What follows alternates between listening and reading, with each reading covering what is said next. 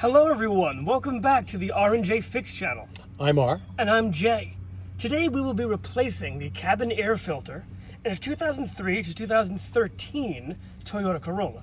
Now there is a slight difference in this procedure in the earlier models as opposed to the later models, and we'll go over that when we get there. This is a no tools required procedure today.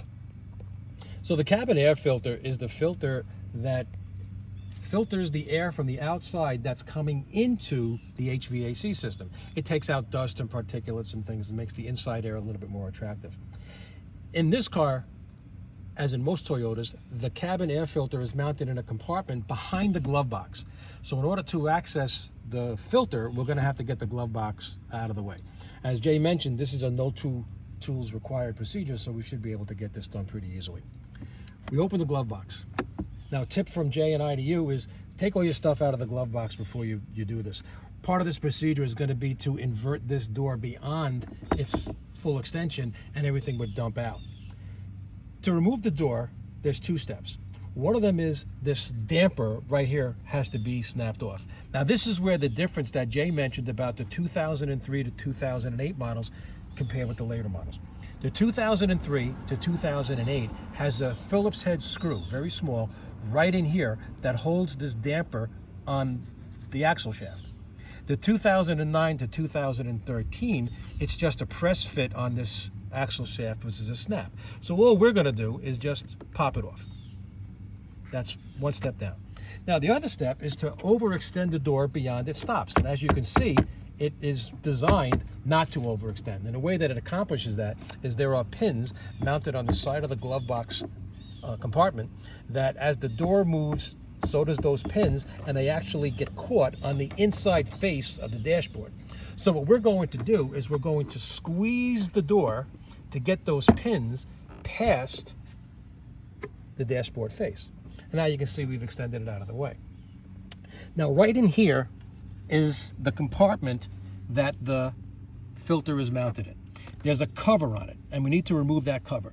The cover on this car, very simple to take off. There's a tab on the right-hand side that we press in, pull the door away, and then slowly rotate it a little bit toward my left, and then pull to the right just a tiny bit. Now, what that procedure was this tab right here got pulled in to release it. We then rotated away, and this tab is now in a receiver on the left-hand side. As we rotate it away, that little move to the right disengages the tab from its receiver. Now here's our filter. When we take the filter out, we're going to notice a few things. First thing we're going to notice is that there is the word up and an arrow. And we're going to take a look inside and we're going to see all the debris that's in there compared to the debris that's on this side. Now what that's telling us is that the airflow comes from the top and comes out the bottom. And that's going to be significant when you put the other one in so we know how to orient it. The other thing that we notice is that it came out with the vanes of the filter in a longitudinal way, and that's not typical. Most of the time we see them like this. This one goes in a front to back kind of a motion. Now if we look at our new filter, we can talk about a couple of things. One is it has the same kind of foam covered sides, which is neat. It also has, it's hard to see, but it has the word airflow with an arrow pointing down. Now the difference is the original said you mount it up with the arrow facing up. This replacement is saying, well, you mount it so that the airflow goes this way, and we know that the airflow comes from the top and out the bottom, so we know it's going to go in like this. The other thing that we're going to do is we're going to just rotate it so that, just like the old one, these hard sides are front to back. All you do is take this, stick it in the compartment, and push it straight back. And that's it, it's in.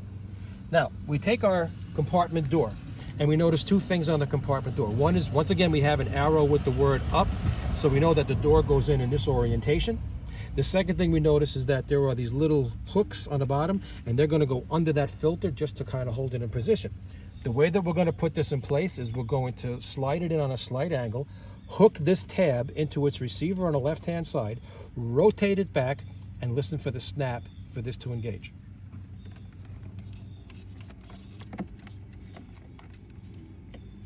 So what I've got is I've got the left side in place.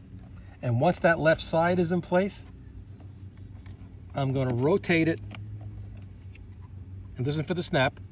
Do you hear that? That was the cover locking in place. Essentially, this job is done. Now all we have to do to put this back together is put the door and box assembly back into position. And all we're going to do is take that. You can see how these pins are beveled. Take that, press it up. Done. We're going to take our damper, and for the later model cars, we're going to just snap it back on that ring.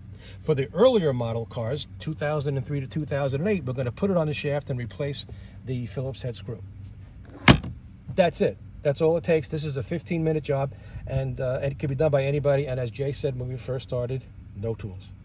Thank you so much for coming with us, guys. Leave us a like and maybe subscribe so you get to see what we are RJ fixing next time. Nice. See you later, guys.